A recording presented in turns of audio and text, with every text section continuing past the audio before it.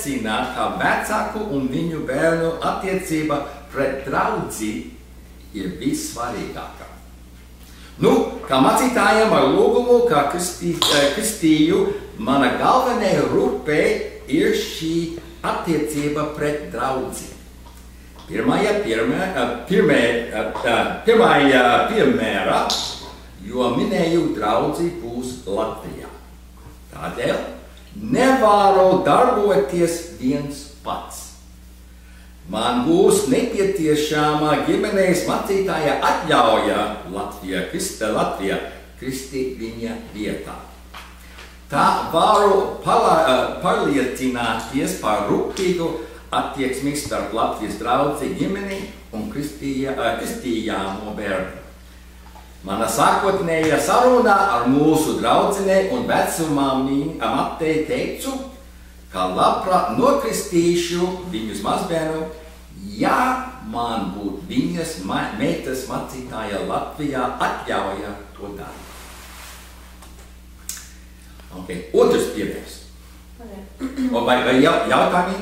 Tu pacēli ļoti interesanti jautājumu no tādas baznīcas vēstures viedokļa. Protams, pirmkristīgajā baznīcā bija mistagoģijas periods, vai ne? Pēc lieldienām bija šīs 50 dienas, kur jaunie katehūmeni tika ievadīti, ko nozīmē ķerties Kristu. Un es vismaz dzirdu šīs divas puses, kad mēs sakam, mēs kristam, tāpēc, ka tas ir sakraments, vienalga kā.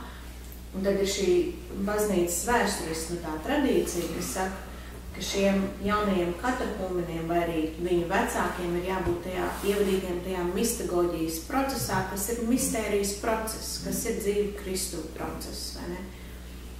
Man tas jautājums ir, kā mēs to balansējam, vai ne? Jo kā kapelāni man bija tas pats, es arī bērnus kristīju, kurš es pirmoreiz redzēju, es viņus nekad neredzēju. Ko mēs darām ar to mistagoģijas procesu?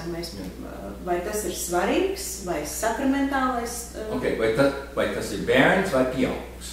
Nu, man tas ir, ja mēs vēsturi skatāmies, bērns jau tad nekristīt bija tajā, tas apziņas, bet mēs kristam bērnus, vai mistagoģijas process arī tad attiecās uz viņu vecākiem, vai tur ir kaut kāds cits, man tas ir jums jautājums, baznīcas vēsturniekiem, kā tas ir, jo pirmkristīgajā baznīcā bija, un tas bija ļoti svarīgs process, 50 dienas, viņi tika ievadīti. Bet tas bija Es to saprotu, bet mēs runājam par bērniem, bet vai tas ir attiecināms, kā bērni realizējās caur vecākiem, vai mums ir nepieciešams šos vecākus kaut kā vadīt, vai mums ir citi kritēriji, ka mēs kristām bērnus. Jo varbūt citām denominācijām ar to nav jānodarbojās. Mans vīrs nāk no citas denominācijas, tur krista pieaugušos, tur bērnus nekrista, vai ne? Un tur ir tas mistagoģijas process, ka viņi tiek ievadīti, ko nozīmē dzīvot kristīgā izpratnē. Vai mēs to mistagoģijas procesu tad attiecinām uz to pirms kristību tā pārunām, tas ir, kur mēs viņus ievedām. Nu, kā? Es to izprotu tā, ka krustvecākiem ir tieši tas uzdevums to bērniņu vadīt, un es vienmēr arī to saku, ka tas ir viņu uzdevums to bērnu tiešām dzīvē pēc tām kristīgām vērtībām, mīlestības arī skatīties, lai viņš uzaug un vadītu ar savu padomu un palīdzību, jo kāda nozīme tad būtu krustvecākiem tikai, lai viņus ierakstītu apliecībā. Un to es vienmēr tām ģimenēm saku, ka tas ir svarīgi, ka viņi izvēlās tos krustvecākus. Un Latvijā, man liekas, to ņem diezgan nopietni, ka krustvecāki nav tikai tā formāli, bet ka viņi tiešām arī par to bērnu uzņemās kaut kādu atbildību, ja kaut kas tajā ģimenē notiekās un tiešām rūpējās. Mans krustāvs tagad vēl joprojām es esmu pieaugusi, viņš man regulāri arī tā raksta vēstules un interesējās par visu, viņam nav vienaldzīgs, ne tas, kas notiekās tā ģimenē, ne. Viņš vienmēr ir vadījis un bijis tā klāt, kur es viņu sajūtu arī tādu, kad viņš tur ir bijis un savu uzdevumu pildījis. Jā, ir mazāk. Interesants piedzīvojums man bija Latvijā kristīgo skolu uz Deglavielas un Talīnas ielas stūri, tur, kad pirmā gadā, kad viņi skaitījos kapelāns tur. Un tagad Vēra Volgamūta bija direktori.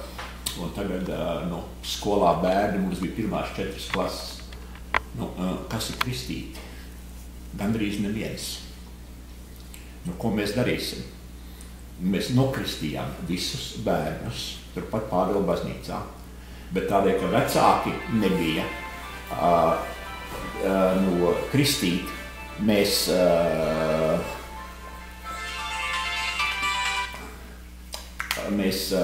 uzņēmamies, es un Vēra esam krusttēvs un krustmāte visiem tiem bērniem, kas bija tāds ļoti jauks piedzīvojums, un tagad vēl tie bērni mūs atcerā. Es viņus vispār vairs nemaz nezinu, tu bija kāds 150. Vienā dievkalpojumā mēs kristījām. Vai ne? Bet jo vecāki nebija baznīcas locekļi, ja nebija iesvētīti, tātad viņus, vai ne, visiem bija lekcija par to, kāda ir kulmu pienākums. Šitas ir kristīgā skolā, vai ne? Un tagad kā var būt kristīgā skolā nekristīti bērni? Un tad es, vai ne, tagad Vēra vēlāk uzņēma, tad tas atkal tāds interesanta situācija. Tanos laikos tikko tā atmoda nāca, vai ne, kad cilvēki grib nākt un tā tālāk. Un tagad Latvija, tas sekojot bija Latvijas norādījumiem, tā kā bez kristīga krusttēva un krustmātes tu nevar. Tā kā mēs Vēra esam kādiem 150 gabaliem tur bijām. Un es satiekos ar vienu otru tagad.